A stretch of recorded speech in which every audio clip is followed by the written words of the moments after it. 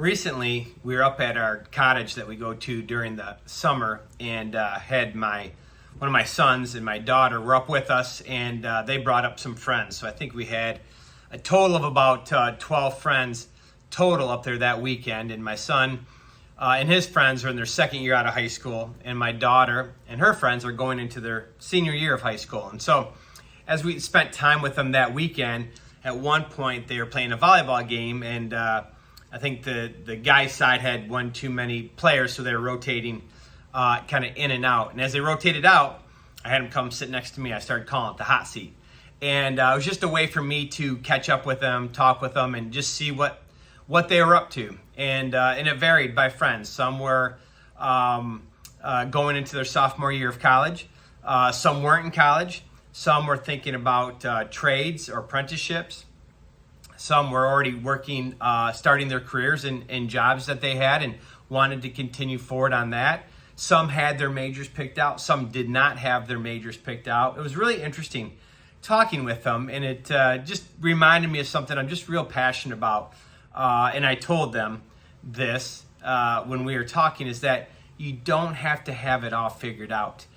Certainly not at 19 or 20 years of age. I mean, I didn't.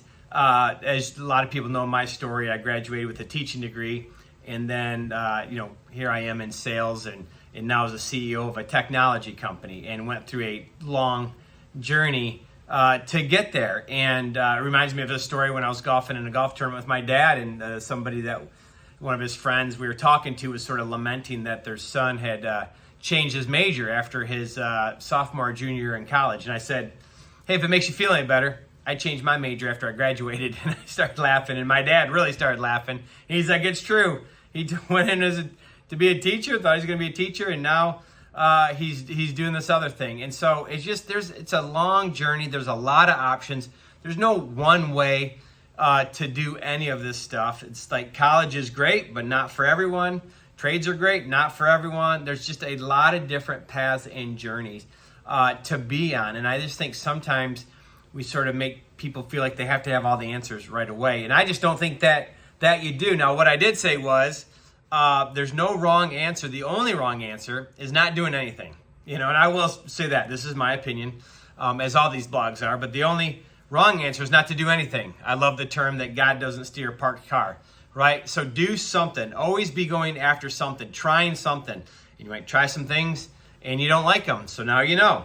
Knows the second best answer you can get because it's an answer. Then go on and to try other things, and maybe you find your passion in life. And that's how I did it. And so this is my experience, my opinion. Again, it's not for everyone, but something to think about and to try. And as far as the girls going into their senior year of high school, I didn't put them on the hot seat.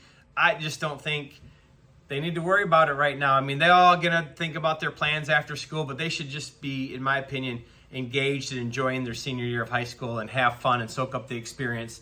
And then they will, be on their journey after that. So, I hope this resonates with you as you think about you and your career, even at my age and experience now. If you're still searching in your career or you're looking at changing careers, I don't think you're never too old to do that. It's never too late to do that. I think keep looking, keep exploring, and when you find your niche, plant, grow, stick with it, and watch the results come in. So have fun and enjoy the journey.